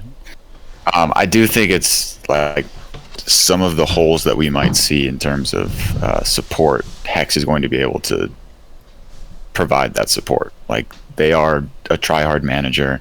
They have a good feel for SV and black-white. I also believe in the C project in SV. I do too. I think they're actually going to find quite a bit of success there, and we would have grabbed them if they were just a little bit cheaper. I think Drip Legend has improved over the months. I don't expect any like schizoing out like he did last year. In game, of course. He's a class act. I will say that he has some strange builds, but I think he plays quite well, I will say. Yeah. Boof, I trust Boof. Personally, not too afraid of Boof, but they're confident. Gum is actually like pretty scary. Whenever I play Gum, I'm like on my toes. But luckily that's a SS thing. So Ming is going to have to be on his toes. I do want to comment a little bit about the Booth thing. I think Booth in game is fine. I think Booth as a chat presence is terrible though. What? I think Booth as a chat presence is a very bad chat presence. Like, what? Booth has a lot of problems kind of staying positive. It's fine. That's like the anti-doomer. Yeah, that's not to some extent it's not like horrible to be a doomer, but I think when you're the manager, No, Boof. I Boof don't is the think- anti-doomer. They're changed. No. Yes, they're changed. They were literally doomering like an hour ago. I know. Like literally. It's part of the in bit. PU court. It's part of the bit. And they just listen. I rate them as a player. I think they're a good player. I think they're a demon in support. They do a lot of prep work. They're very thorough with their prep work, and that's great. But when you want to try and look for some long-term success as part of a team, you can't always be saying, "Oh man, we're cooked," or "Oh, we're getting fried," or "Oh, this hacks is so bad." And even if it is, you need to be able to kind of No. Listen, Ming. Boof is a top 3 Distance teammate I've yourself. ever had. SEL Boof. What about a manager though? Like no, this is what I'm saying. As a SEL Boof teammate, was my I support. don't think as a teammate, I don't think it's so bad. But when you're managing, when you're in charge of making sure that every slot is feeling ready, they're feeling confident, they're feeling okay, I don't really think that mindset is something that's like sustainable over the course of the entire season. We're week 1 into it, and Boof is already in public malding about losing. But the Like- thing with Boof malds are that they're funny. Like, when I see Boof malding, I'm always having a chuckle. And it like lightens my mood. I don't know. I think it might be the same for some of the pranksters. I mean, I hope so, because I mean that's what they're getting. That's what they signed up for, I guess. I love Boof. That's like the a Boof top 3 experience. user on Smogon. That is the Boof experience. I will be interested to see if that negatively impacts performance. Like right now, we see they're kind of on a slide, just in this first week. But you know, we can kind of chalk that up to okay, it's first week, maybe jitters are happening, but yeah, we'll see. We'll see. They're up against the reigning champs. I think they also have had objectively bad luck first week. Like, Yeah. it hasn't been thing, you know. Right, but that's what I'm saying. It doesn't. If you're the manager, regardless of if you're getting lucked or not, I think your job is to make sure that your players are going into the games saying, okay, I have the confidence that we can win. It's gonna And happen. if all you do is spend your time complaining about how you're losing and how the luck has been horrible, then your players don't exactly feel equipped to do No. that. You have Like, to that's look just- at it. You have to look at the whole team because like Boof is gonna mauled, and then Frank Josh is gonna say something funny, and then the mood is gonna be like good again. Yeah, I do think Boof but what- meshes really well with this team. I think the environment is going to suit them well, and I've always personally liked teaming with Boof. But yeah, Frank's going to drop a line that says something about Scheist, and then the vibes are going to come back. Yeah, this team is always gonna be vibing. They have Hex. I mean, all right. Hex, Boof, Frank, Josh, Gum. I think like whatever the bad vibes Boof happen, they're gonna culture laugh is it off. going to be perfect for this roster. Again, ostensibly they have results. Like Boof and Hex were, kind of captaining their PUBD team 2 finals, and that, obviously didn't pan out in their favor. But just getting 2 finals at that point was a pretty big deal. So it's not like they It were was a great lacking in team. results. It's just I have. I mean, I was on the team. It was a Question great marks. team. Jungler Yeah. also was a great manager. Yeah, Jungler was really holding it down for the old gen slots. It was just a great team. So I think that team basically just split off into the Kingpins and then the New Age Pranksters. I think we can talk about the Del Foxes now. Yeah. So Mike to DD Okay. Joe. Yeah, so coming into this as kind of a new player on the scene, obviously a little bit scary. Asked around a lot for advice. I looked at the sheets from previous PUPLs and PUBDs for kind of getting the lay of the land. With regards to the actual draft, my mindset was drive the prices early and then get the big names we needed for the slots we needed, and then clean up with some kind of underrated picks late. And that actually, I think, worked pretty well for us, to be honest. We got some funny moments in there. I also thought I would aggressively bid, because I found that kind of funny, to just immediately upbid people. I in regards to the actual draft, I'm pretty happy overall. I think we did well. I think I underestimated how important checking people's motivation was before the tour, because my team Discord has been interesting, to say the least, but it's fine. I'll go through our slots. I'll talk a little bit more about that maybe later, but I don't want to, name and shame. Our SV core, I'm super happy with. I think we have one of the strongest SV cores. I think Suzuka's a extremely competent player. They just seem to click really, really well. Obviously, in having won the SSNL, and they love hyper offense clearly, but they can also play balance really well. And I think with Mia's support, and we have loads of really competent builders for SV. So, Suzuka I think was a bit of a steal for the price we paid. I think it was I can't remember, 13k. Which felt very cheap to me. And then Dunox as a retain, we were really pleased with, because Dunox is extremely capable, great clicker. You can kind of just pass him any team and he'll just make it work. This week, for example, I actually stole your team, Fish, the Paris Band team, and I just put a Band Taurus on it, and it worked really well, and I was like, okay, sweet.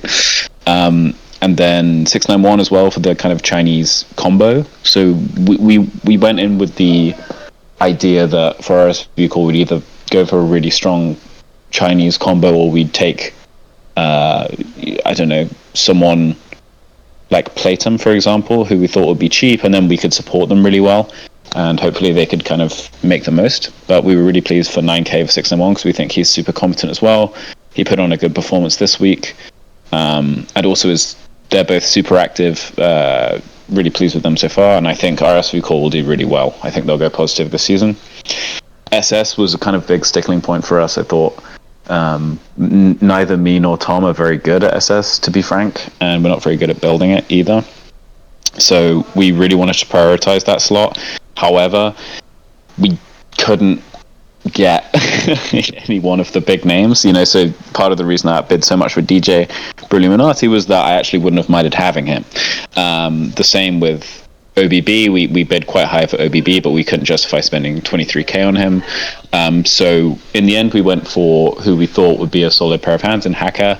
We're starting him SS this week, we'll see how it goes, but we also have really nice support for him and Blosh, who won the SSPU Open. Actually a super underrated player, really good. And then SM, we originally wanted Lenny there, because we thought he was tier leader at the time and he'd be motivated to kind of build and play, but Lenny was not happy to play SM, so Tom has graciously slotted in, and I think Tom is severely underrated in SM. I think he's very good, he's very competent, he builds his own teams, his teams are good, he knows the threats, he knows the metagame very well. Oras, we slotted Fiend. Fiend's just an excellent player in general. He just went 7-0 in FCL. He's RU tier leader, but he can play any tier really if you just feed him teams, and that's why we drafted good Aura support in Estra, Michael Jordan, and I can build it a bit. For Black and White, we took a bit of a risk, I think, with TCR. As MZ mentioned earlier, he does tend to work a little bit, but we paired him with Terracotta, because Terracotta is a pretty good builder. I think they build some really, really, really weird stuff, but it seems to work. They've also helped me build Ubers before, and I've been really impressed with their building ability. So we'll see if that pays off in week 1. Obviously it didn't, but they didn't prep too much for it, so I'm not too worried. I'm sure T2 will get some wins on the board, but Black and White was definitely something we didn't focus too much on. Now, DPP was where we got our star player, and TJ for 15k. That was our most expensive player. The plan wasn't originally to go for TJ for DPP. It was originally to go for Beats Black before he got retained, and then he got retained, and then we were a bit like, and then we wanted Django, and then we saw TJ come up, and then we were driving the price up, and then we ended up getting TJ. So we were like, okay, we're putting him in DPP. And TJ is not best pleased to be playing DPP. He turns out he doesn't want to play DPP, but we don't have another choice, so he has to play DPP. So we'll see how that goes and whether he'll be motivated, but I hope he will. He's an excellent player. He should get wins on the board regardless, but we'll see. And then Oris. I really like Oris. I get on with them. They, I think, are very competent. They're a specialist, so as long as they're being supported, I don't know if they're the best clicker, to be frank. but they are motivated, they're active, and that for me is more important than, I guess partly for team vibes as well, but they're a specialist. So, and then finally for BO3, actually we want it to be Tom. It probably will be Tom going forward in future weeks because they're super motivated and active, but Lenny is obviously an extremely experienced player, PU specialist, and he'll do well, I think. And then our subs quickly, Terracotta. Michael Jordan was a bit of a rogue one, but they're from the UK like me, and we get on well. Terracotta to support Tizio. Estra, just really solid clicker, good backup. And finally Blosh, who I think is impressive and can support SS really well. So that was kind of our draft. I think we're pretty pleased. I think we'll do well. I'd say the only thing I worry about is that we have some really strong personalities, and it's going to be a bit of a task for me to try and make everyone gel. And whether I can do that with kind of my limited experience and whether they respect me or not, that probably will be the biggest task. But I'd say I'm happy overall. You were described by me as a terrorist in the draft, and I think you drafted some terrorists as well. Tizio Potente, this guy loads Rampardos in every single tier. And it's not like lead Rampardos, it's like some tailwind thing. Yeah, he loads some serious crack, and to be honest, I think it's funny. It is funny. I enjoy the way he builds and plays, and I think actually he's a really good player. He builds super weird, but we also have support in people like Dunox and very, strong players who can build the standard black and white stuff if stuff goes really pear-shaped, But please, who are the other terrorists? I'm intrigued to know. Well, you have some scheduling terrorists here, like TJ, Lenny. Yeah. These people are not known to be, easy to schedule with. Actually, I think TJ is more like a abrasive personality. I did not realize that. Scheduling difficulties, really. Yeah, honestly, I know I Lenny didn't realize how makes people. I know people have some problems with Lenny in scheduling. Lenny's just going to want to play best of 3 on a Thursday, which people don't want to do.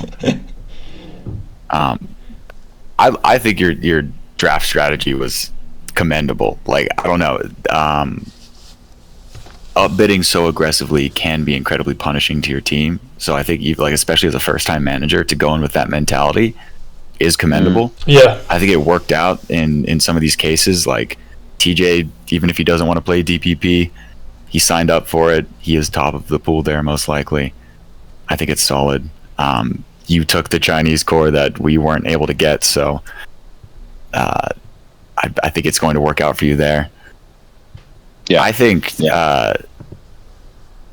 the crack in the black-white slot actually works, though. It's quality crack, if you will. No, it's not. I've faced Tizio in a couple different tournaments here. He has similar tendencies between ZU and PU, but that weird little pocket of off-meta picks does work. It meshes well. I think he's going to find success.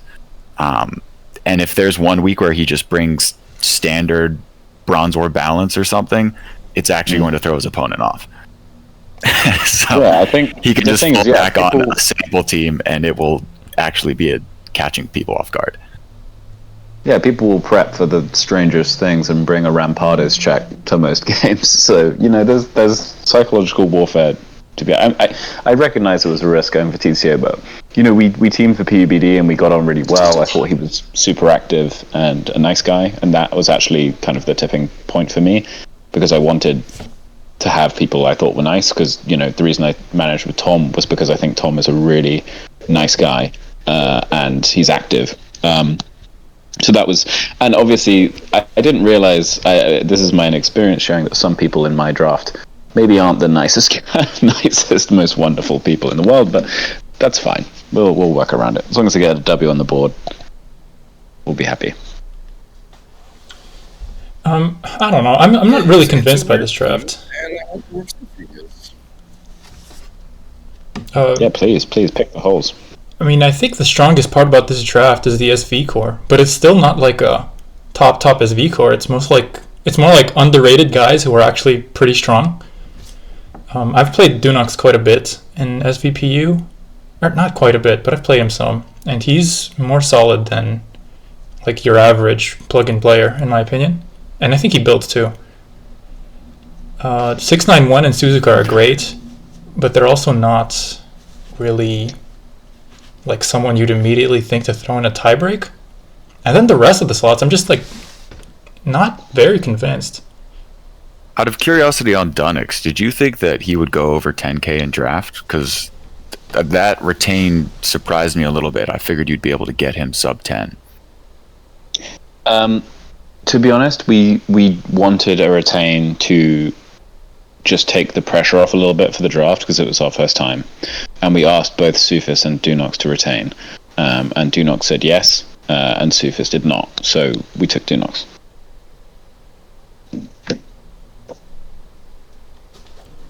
Fair enough.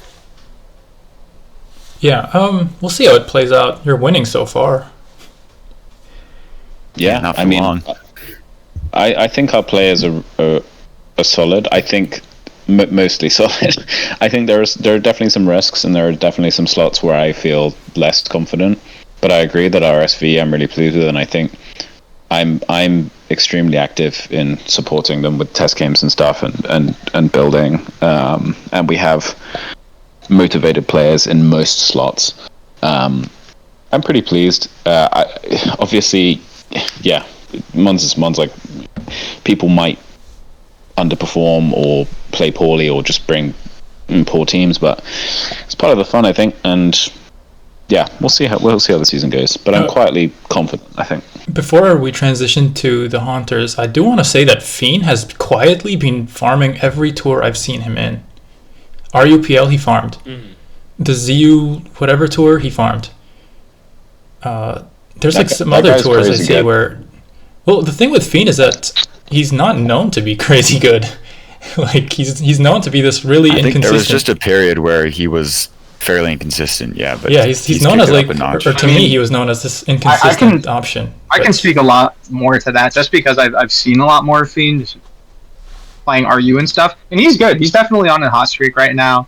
I think Gulch, you mentioned... Or, no, DD Joe, I think you mentioned the 6-0 or 7-0 run in French League, which is very good. He's been on a hot streak for sure.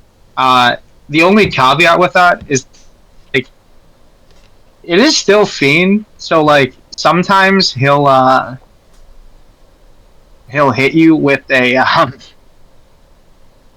how do I say this? A 2016 Fiend moment, and that basically just means he'll start playing insane. So he'll be clicking water moves into like a Volcanion or clicking Earthquake into flying types when you really have no business doing that. And it's just like, okay, can you not have a 2016 Fiend moment? And for the most part, he stayed away from that. He's been pretty good about playing like a sensible human being. I rate his performances recently pretty highly too. I think it's a good buy. I think it's a cheap buy. Definitely a steal for y'all.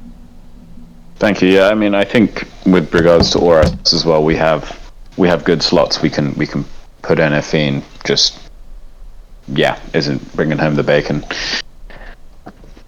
Estra's a good pick for that. He's been motivated to pick up the metagame. So.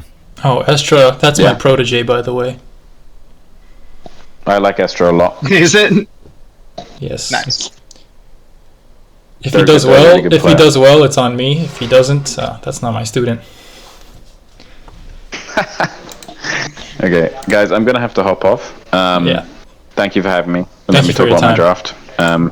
Wish you all the best of luck for your seasons. Yeah. Nice one, guys. Bye bye. All right, now the Mags and shit. Sorry, Freudian slip. The Haunters. You just want to talk about Flampoke again. I see the Haunters and Trongolio.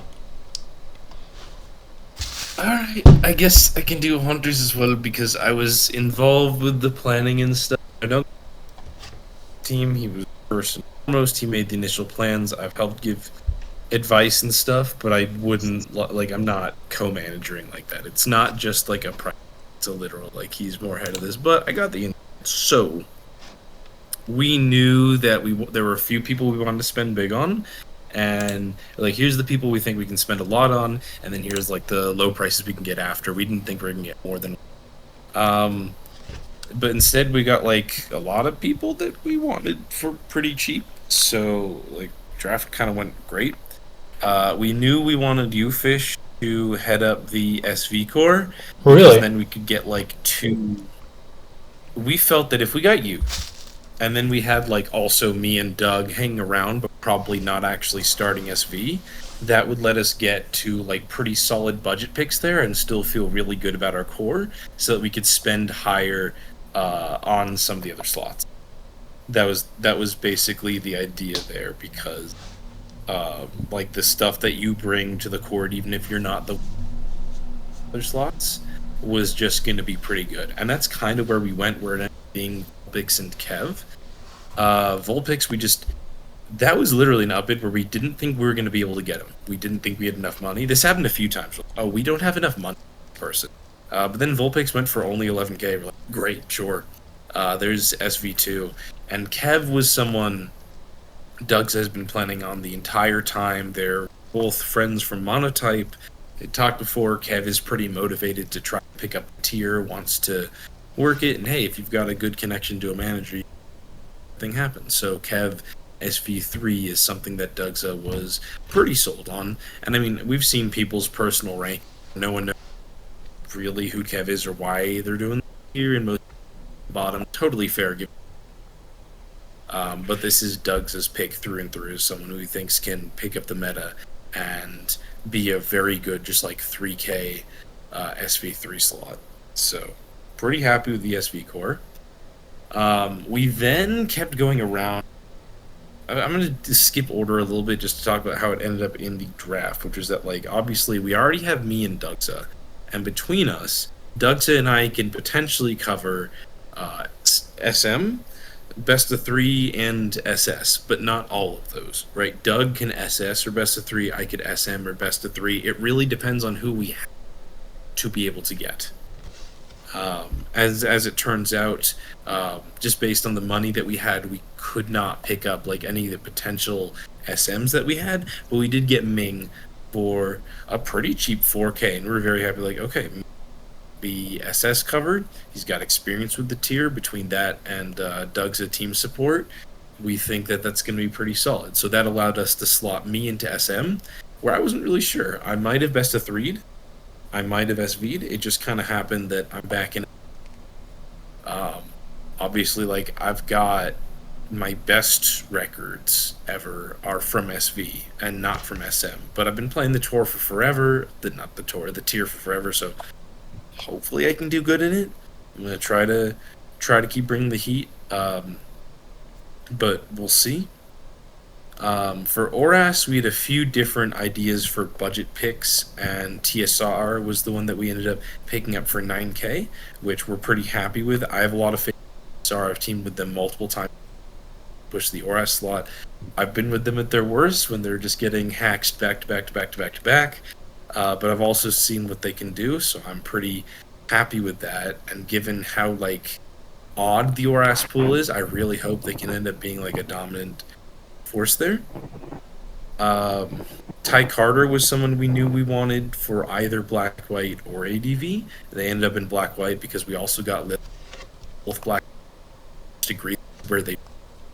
But I guess I can talk about them together. Both Ty and Lil, strong players we have a lot of faith in. We didn't think Ty would only 4.5k. Lily was the other person we were really willing to spend big on for 18.5 as someone who can really help us with Black White and ADV.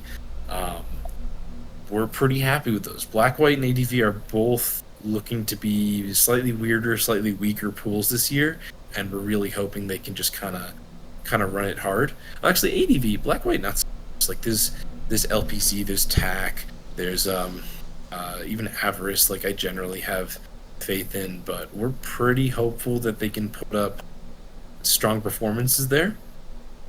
Charmria, formerly Faded Charm, was someone that we knew we wanted as solid, someone who was going to slot into whatever old gen we didn't like fully pick someone up for.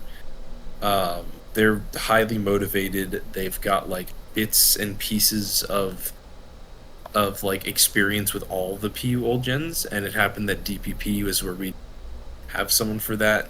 But what we did get was Haste Up for 4K, who is busy having a kid and stuff, but we've got their builder. We have like, occasionally pop in for start some weeks, we'll see.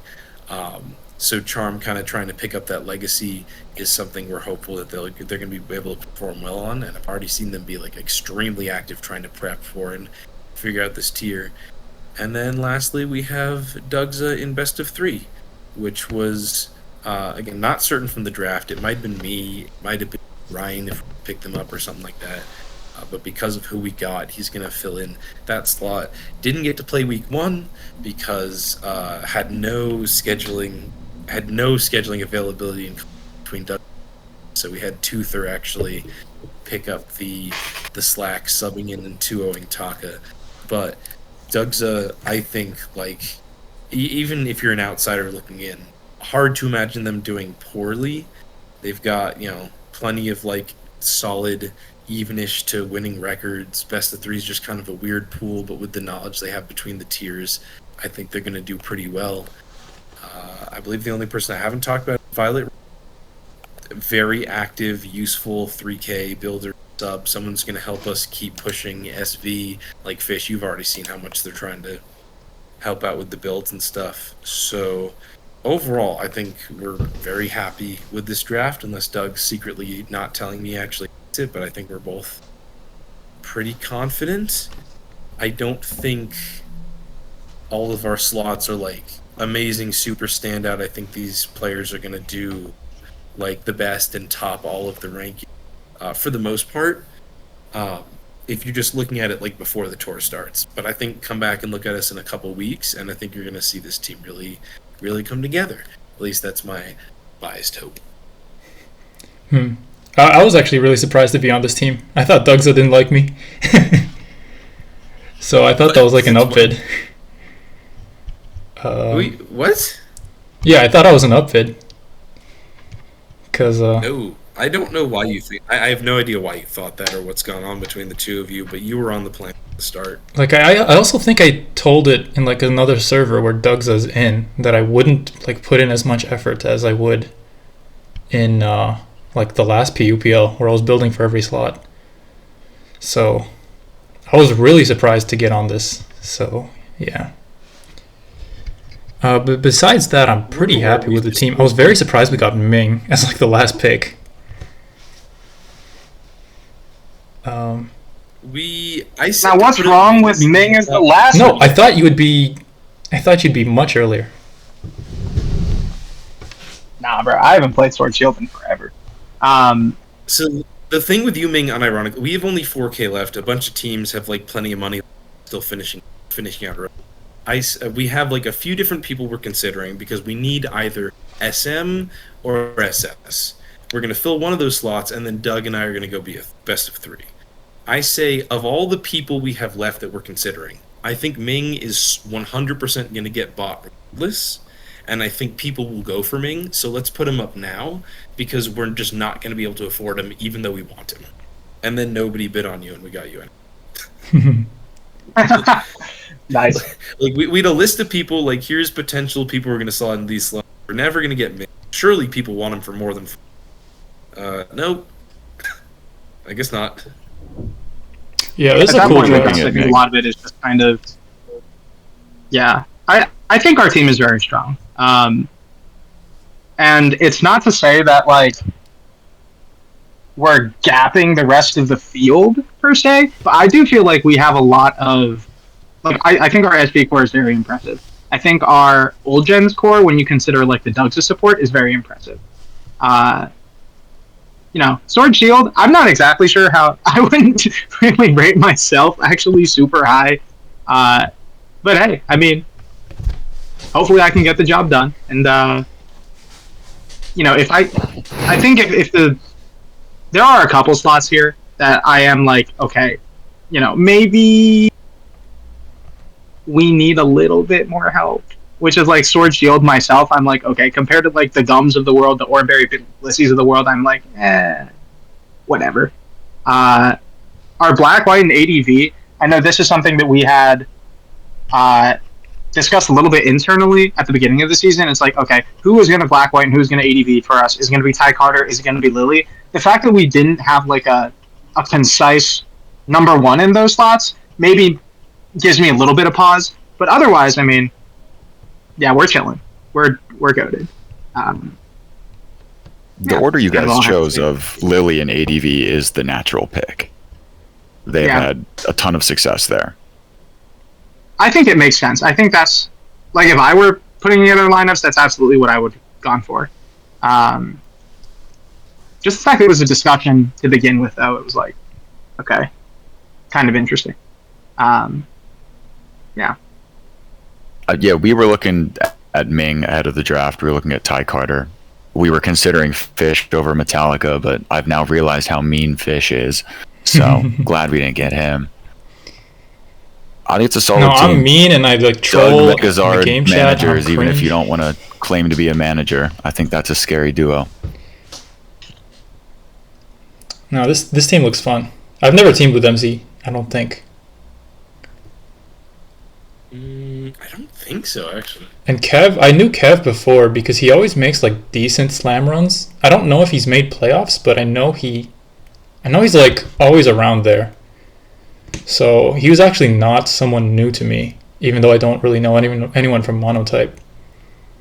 Violet Rain, that's like another player I'm pretty close with, as in like I'm trying to be their sensei or something. Toother, like similar with Estra. Like I'm trying to like help him. Toother, that's like my best buddy, you know. It's my right hand man. You guys are both Kobo fans. Look, I do it to cheer him up. I have no idea who Kobo is, but I know Toother's life is pretty rough, and he needs the light. Wild. Toother's life is pretty rough. That's wild. Pigs, I've teamed with him a few times now, and like whenever we team together, we do well. So that's pretty cool. Yeah, the team is solid. I feel like the only person you guys missed out on was Flampoke, so that Fish would be a little bit happier. Yeah, but then we'd have to give up Toother, so it's like a double-edged sword. You could have gotten both. No. I don't care what the prices say. I don't care about the math. We can't have both. We need one like ZUZU guy. Fair enough. Anyway, I'm really happy with it, but I do think relative to all the drafts, like, while we're good, there's not really like a big, huge standout number one across the board here, or even necessarily a huge standout like worst team. I think most people's rankings will probably end up putting it as the Foxes, from what I've seen of like people's personal rankings in the channel, and also the bit of the power rankings that I've gotten to see, even though they're not finished. Number one's interesting. It's a little weird. I think like any of like Pranksters, Haunters, Magmortars, and none of the teams I'm listing below that are like that far below. It's hard. It's hard to like fully separate these guys out. It's not, a Dedens or something. Huh? That was my first PUPL team. The Dene sneak. Oh man. Okay, the most recent Dedens were not that good, but like prior to that, they were a hugely dominant. I think that last team was really, really good. I heard that they made the finals. We made finals. Yeah. It was the one before that. It was the one before that I think was less. But yeah, Dedens have been. Yeah, there's been like super dominant teams where it's been clear like gonna be really good. There's been like Italian teams in the first couple PUPLs, like 1 and 3 maybe. I don't think there's one of those here, It's possible. I don't really see a top team. I'm one of those Delphox's haters though. The Pokemon or the team? No, the Pokemon has won me some crazy games. The team, of course.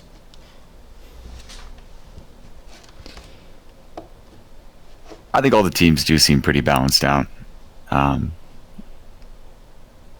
No clear winner, no clear loser. To me, A lot of teams this that is have how I some high risk, high reward stuff. So week 4 we'll probably have a better idea of who's got to put together more. Yeah. this is how I kind of adjudicate these rosters, and I look at it and I look at playoffs and I'm like, okay, which teams can I see in playoffs? Which teams do I think don't have a chance? And honestly, I feel like I would not be surprised to see any of these teams in playoffs. Like literally every single one, I think has odds to make it this year. Agreed. So that's Yep. that is the sign of a great tournament. It's a lot of parity, not a clear front runner, not a clear laggard, even if Fish might think it's what's it called? Delphoxes? The Delphoxes. You know why? The You know why I Delphoxes actually are a think they're little going to bit- lose? They left the 2.5k. That's okay. true. Yes, that's fair. They are getting debuffed for that. I don't make the rules. You are getting debuffed. All right, I think that would wrap up our first episode. It was quite lengthy, but You guys are doing more of these? we'll probably do predictions, which should just be shorter for like next week's. Hell yeah. Which we should probably do now, but it's too long. So, see you for week 3 predictions. Woo. Peace out. Sure. Go Haunters!